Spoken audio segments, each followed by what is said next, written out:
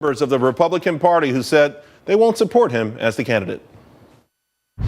And I won't talk about Lindsey Graham, who had like 1.1. You ever see this guy on television? He is nasty.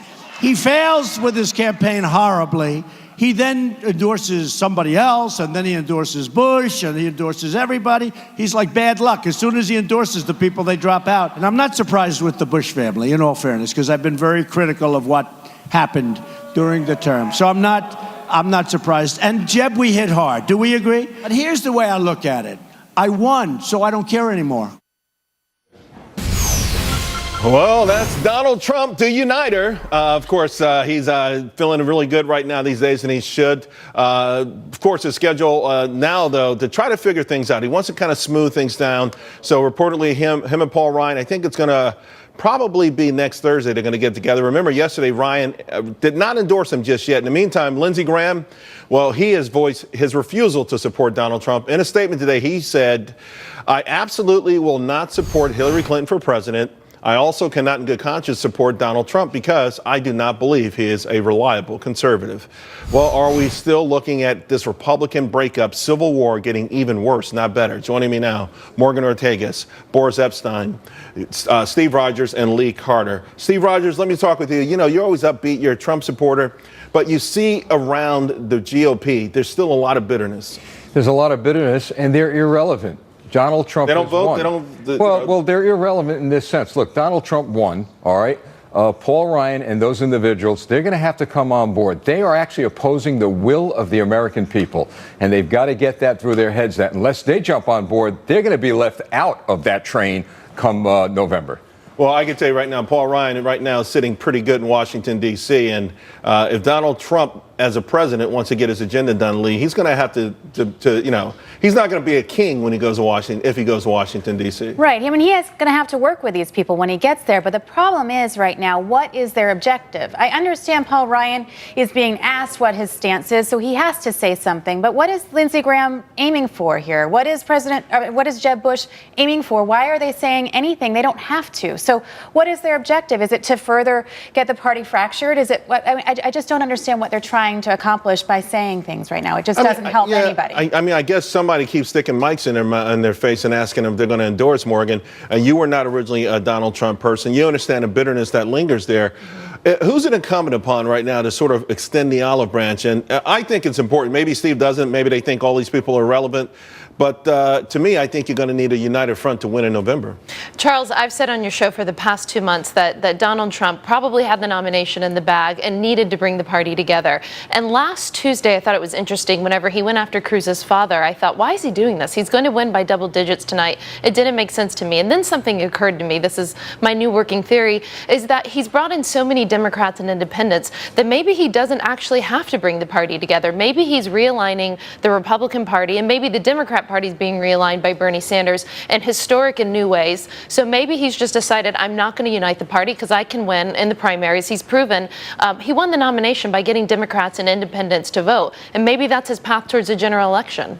I don't know. Boris, I've always been one of these people. I believe the president should be the president of all Americans. Mm-hmm. I hate this, his constituents and her constituents. I don't understand when you're in the White House, everybody in this country is your constituent. So, again, I'll ask you as a strong Donald Trump supporter, would it be beneath him to say, okay, I'll make the first move and somehow try to listen to what these people want, to Lee's point, and maybe see if we can accommodate them to a certain degree? Well, look on Paul Ryan. Paul Ryan was asked and came out first, said, I'm not going to support Donald Trump right now. Trump came out and he did react, but then he said, we're going to have a meeting next week. We're going to talk it out and smooth it out, hopefully. So he is making that move and he is trying his best to unite the party. Now, folks like Lindsey Graham, and I respect Senator Graham a lot. Again, what is the point? Why do this? Is it just sour grapes for him and Jeb Bush?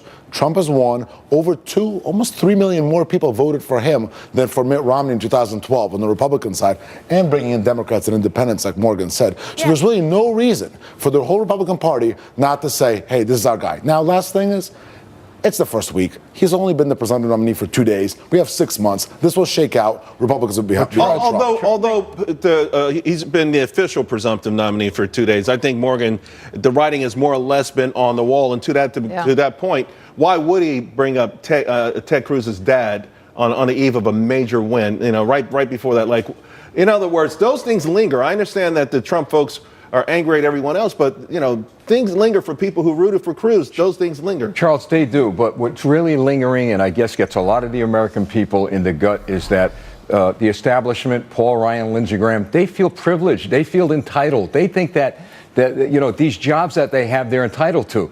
Well, they're not entitled to that. It's up to the American people to choose their elected representatives. They don't want to let go of their power. Well, they're going to have to. I fundamentally disagree with Steve here, because I think that people are allowed, like Ben Sasse, for example, who he's been in Congress for like 2 weeks.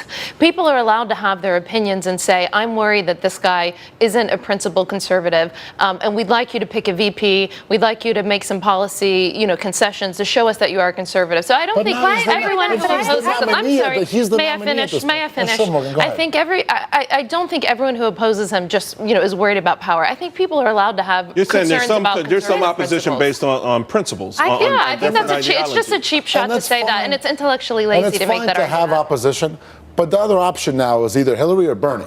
So it's not like there's any other options. He's our nominee. But maybe out there and attacking our nominee. But here's the thing, though, I can fully respect Paul Ryan saying, I'm waiting. I want to have a conversation and I want to see. But I do not respect somebody saying, I will not under any circumstances vote for him. You have to see what he's going to do, so I can respect what you're saying. How about putting the Let's good... see who it's going to be. I understand it's going to take some time. It's emotional. This is hard. You're not sure what he's going to do. You're right. What's his Just be thoughtful.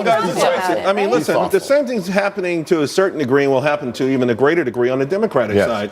Obviously, if Bernie Sanders loses, he's going to push hard to have some of his things added to the agenda. Absolutely. But Charles, the point is, isn't that the horse trading that naturally comes into the process? Listen, it happens, and it's understood, but now the election is over, and it is time to unite behind the candidate. Reince Priebus did it, and you could say, if you're Jeb Bush or if you're Lindsey Graham, you could say, listen, I'm able to support him. Here's what I'd like to see him say. But don't say, I don't believe in him. I'm not going to support either. Is Lindsey Graham not going to vote? To be honest with you guys, I don't know why the media keeps asking Jeb his opinion or Lindsey Graham their opinion. I think it's ridiculous, but I do think someone like a Paul Ryan, and by the way, I don't think it's Paul Ryan trying to clean the power. I think there was a wake-up call with everybody, particularly on the Republican side when Eric Cantor lost to someone no one had heard of before. So I don't think it's a power play, but I do agree that Ryan would like to have some aspects maybe of his ideology on there, and also would like to ask Donald Trump, hey, could you do certain things to help us, particularly on these down ballots? I'll concede to that, okay? However, I think on both sides of the aisle, it's about time they put the good of the country first. That is very, very important. And they're not doing that when they're squabbling, when you have Ryan, as Lee said, well, I don't know if I'm going to support Trump or not. And then Graham, he's like a graham cracker that is just, melting down. Who is Ryan going to support? Give me a break. Right? So if he says, I'm waiting, that's the question. So it's fine to say that you want to hear some things, you want to hear some proposals, you want to talk policy, or talk about down-ticket races. But to say, I'm still undecided between who? Right. Are you undecided between Trump, Hillary, and Bernie? He said he's not decided if he's going to endorse yet. But I think, again, he wants to make sure that, he can't impact who the president's who the nominee is. We know who that is. But I think he thinks his role also is for the greater good of the party. I just read a communique that came from Representative Kirk, and he was saying that Donald Trump's going to help him win because he is so distinctively different, that he's voted for gay marriage, that he's voted for a lot of different things, and that Illinois voters will be able to recognize that he is not Donald Trump. I mean, there's some internal issues there that it'd be smarter, wouldn't it, if somehow the party did knit this together a little bit better so people could go in the booth and go GOP, GOP, GOP, GOP. Charles, what my mother taught me? Take the high road in every situation. When these people come out against Donald Trump, if he wants to unite the party, don't go out and hit them and make childish statements. Take the high road and say, I'm going to bring the party together. You may not support me now, but you're going to support me in November. That's how he's going to get everybody on his side. Unfortunately, politics, it doesn't work. Jeb Bush tried that, and it didn't work for him in the primary. But he's the nominee now. Politics is a business where you have to get down and dirty. So if you think that he should fight within the party for the rest of the year, then that's fine. I don't think that'll work either. Lee, you take the pulse of voters. Right. You understand them.